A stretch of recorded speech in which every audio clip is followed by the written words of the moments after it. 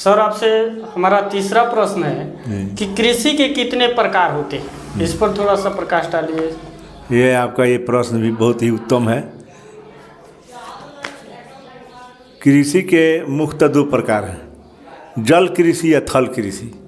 जो खुश ज़मीन पर खेती होगी उसको थल कृषि कहेंगे, जो जल में कृषि होगी उसको जल कृषि कहेंगे। थल कृषि में धान, गेहूँ, मकई, ज्वार, बाजरा, साग सब्जी ये सब आता है।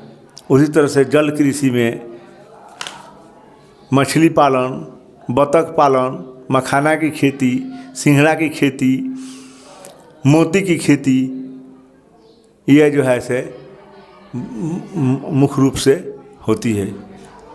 अब जो है थल कृषि में एक जो है बिना ज़मीन की भी कृषि है, जैसे मधुमक्खी पालन, ये भी एक कृषि का प्रकार है जिसकी बहुत सारी संभावनाएं हैं। मैं अभी गया था कुछ दिन पहले अक्टूबर महीना में उत्तराखंड में मेला में, जहाँ के वहाँ के उत्तराखंड के गवर्नर जो है वो आए हुए थे। वो समापन समारोह में बोले कि मैं प्रधानमंत्री जी से बात किया हूँ कि शहद के दुनिया में, शहद के मामले में उत्तराखंड को अग्रणीय जो है रोल अदा का मकाम मिलना चाहिए। हम लोग अथक प्रयास कर रहे हैं कि शहद जो है एक बहुमूल्य और सेहतमंद चीज़ है जिसकी खेती जो है के लिए ज़मीन की ज़रूरत नहीं है। यानी और ज़मीन पर जो उपजाए गए फल फूल हैं वो मधुमक्खियों द्वारा उनके प्रांगण पर बैठने से उनमें फल का भराव होता है, फल जो है खखड़ा नहीं होता है। बताते हैं कि जिस क्षेत्र में मधुमक्खी पालन होगा वहाँ 20% अपरूपी जो है पैदावार बढ़ जाएगा। धान, गेहूँ, सरसों, ज्वार, बाजरा, कुछ भी लीची, आम, अमरूद सब का 20% बढ़ जाएगा। इससे हम अंदाज़ा लगा सकते हैं कि कितना महत्वपूर्ण ये जो है से कृषि है। इस पर सरकार की भी बहुत प्रयास चल रहा है कि जन जन तक जो है से इस अभियान को चलाया जाए ताकि हमारे देश में खुशहाली आ सके। आगे हम बात करेंगे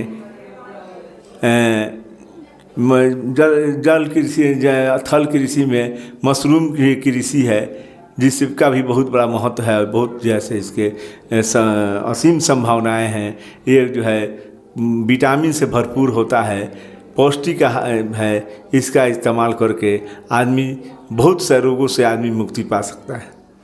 अब आइए, अब हम जल कृषि के बारे में बता रहे हैं। मछली पालन, मछली जो है एक अत्यंत ही पौष्टिक आहार है जिसका और सुपाच्य है। मांस के बजाय मछली का भोजन जो है जो आदमी करता है वो उसका सुपाच्य जल्दी हो जाता है, वो जल्दी पच जाता है। सरकार का भी इस पर बहुत बड़ा प्रयास चल रहा है कि जल कृषि में मछली को बढ़ावा दिया जाए। सब्सिडी और जो है अनुदान और देने के लिए सरकार तत्पर है। उसके साथ साथ मछली जल कृषि में हमारा सिंघड़ा का बहुत बड़ा महत्व है। सिंघड़ा की खेती जल में ही, यानी अगर आधा 50% एरिया को कवर कर दिया जाए, 50% जल कृषि को छोड़ दिया जाए तो उसमें मछली पालन और सिंघड़ा की कृषि दोनों हो सकती है। उसके साथ साथ बतख पालन जो है वो जो है से बहुत ही अहम है। बतख की जो जल पानी की सतह पर चलता है तो पानी का लेवल नीचे ऊपर होता है। नीचे ऊपर होने से उसमें ऑक्सीजन घुलता है और मछलियों को जो है से ऑक्सीजन बहुत लाभकारी होता है, उन्हें किसी तरह की दिक्कत नहीं होती है। साथ साथ वैज्ञानिक बताते हैं कि एक बतख 350 ग्राम मल मूत्र त्याग करता है जो मछली का शुद्ध भोजन है। अगर इस पर सरकार एक बिंदुवार जो है प्रयास करे और किसान लोग इसको अमली जामा पहनाएं तो यकीनन किसानों के घर में खुशहाली आ सकती है। घी के दिए जलाए जा सकते हैं, दिन ईद और रात शब बारात हो सकती है। सबसे कीमती जो चीज़ है उस पर मैं प्रकाश डाल रहा हूँ, वो है मोती पालन। मोती जो है आजकल के पर बहुत जैसे प्रचार प्रसार में है, बहुत चर्चा में मोती का खेती जैसे है।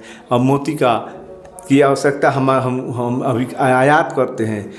ऐसा अगर हम मोती की खेती करने लगें तो हमको निर्यात करने की भी का शुभ अवसर प्राप्त होगा। इन्हीं बातों के साथ मैं मुख्तसर में आपको बता रहा हूँ कि जल कृषि के और कृषि के प्रकार और कृषि के उपयोग